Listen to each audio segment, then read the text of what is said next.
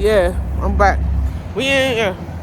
So she lit me pretty bad and she bit me, and then me and her got into it. She was about to call the police on me, and the police she was about to call the police, so I tried to grab the phone and try to throw the phone. So I was trying to grab the phone. So when I was trying to grab the phone, I was trying to throw it at. I was trying to throw the phone and try to break her phone for her not to call the police on me. Um, my father left to go to the gym like about 8 o'clock in the morning. He was supposed to wake me up for me to go to the gym with him in the morning. He did not wake me up. He decided to leave me in the house with her. I didn't want to stay in the house. I wanted to get up early to go to the gym with him. And I wanted to spend some time with my dad. My dad left me in the house with her. And when he left me in the house with her, she calls my father's father, telling him a lot of lies that I hit her, that I'm about to kill her. This is that. Yeah, all the stuff that she was saying to him were a bunch of lies. And she took she hit me with a she came back in the room and hit me with hit me with my hand, hit me with her hand, and my face was bruised up, like right on this side of my face is bruised up. She covered up the bruise. She took something, cover up the bruise, and when she covered up the bruise got bad. You feel me? So that was a situation where, you know, you cover up the bruise and shit. So she covered up my bruises, and I got home that night. My mom said, "What happened to your face?" And I said that his wife bit me. His wife hit me hard in my face, and my mom said she can't take this shit where my father didn't step up for me at the time. Didn't even step up for me at the time, and didn't even step up for me at the time, and as she she kept abusing me in the house, kept beating me up, and I kept coming home with bruises on my body, you know. So let's continue walking. We're on Flushing. So yeah, she kept bruising me, hitting me bad. I came home with I came home with my back messed up. Like, it got rough for me, but she told my father a bunch of lies, and that's when the whole depression started. She claims that I threatened her, claimed that I did this and did that, and she told a lot of lies to my dad, and she didn't tell my dad the truth, and my dad didn't step up for me. My dad took a belt and he almost lit me with the belt. He almost lit me with my back. My father in the room. He came into the room and he took the belt and lit me with the belt. And I said to him, I did not do this and blah, blah, blah. And he took a belt and lit me with the belt. And my she took up she took up for my father, and my father did not protect me at the time. And I felt that way for years, and I kept telling him, you don't understand me because you didn't protect me. You let her hit me, you let her abuse me, and you stood there and didn't say nothing to her. You stood there and didn't help me. You stood there and did not believe that I did this, and that you believed in her, and you never took the opportunity to believe in me.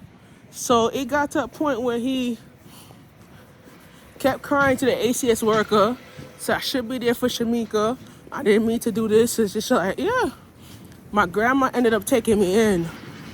And then at my grandma's house, when they had to do the house over, at my grandma's house, she called me a bitch and she hit me at my grandma's house when my grandma wasn't there.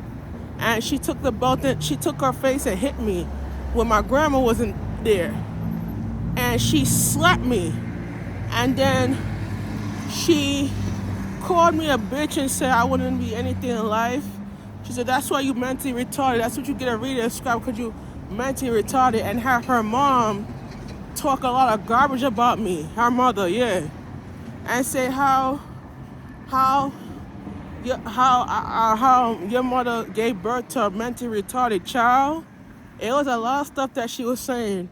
And then her mother cut her dirty eye on me, saying that I shouldn't be living in the house, I shouldn't be here. They didn't want me at the house. Um, my father had to pack my room up, and I had to end up going back to my grandmother. Yeah, and at my grandma's house, when she wasn't there, she went to work, and she was at the house. She came in the house and she started hitting me and beating me at my grandma's house, and I didn't want to like didn't want to go over there. She made me sit there and forced me to watch pornography at the house. And you know, it got very bad, bro. It got very bad. Feel me? Got very bad, you know? So my grandma bust into the room and saw me watching something I was not supposed to be watching. And she bust into my room. She bust into the room and yeah, and she plugged out the cable. So she said she didn't want to discussing this in the house. And at the museum, my father's wife made a move on me. She tried to kiss me on my mouth. And yeah, and I wasn't into that shit. She think I was into that. Yeah, she thinks I'm into that shit. I wasn't into that. And she kissed me on my mouth, and she started sitting.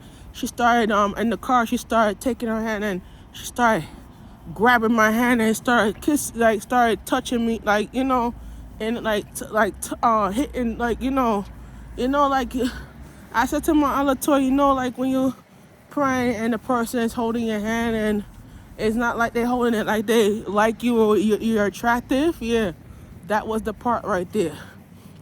Never into homosexuality, never into that nasty, never into that judgmental stuff, but it was like she kept on doing it when I was over there. And I told the cops everything, and the cop arrested her, and she pled, and she pled guilty for everything. She ended up paying the court fine, and she was on probation. And yeah, so she got what she deserved, and that's when my depression started. And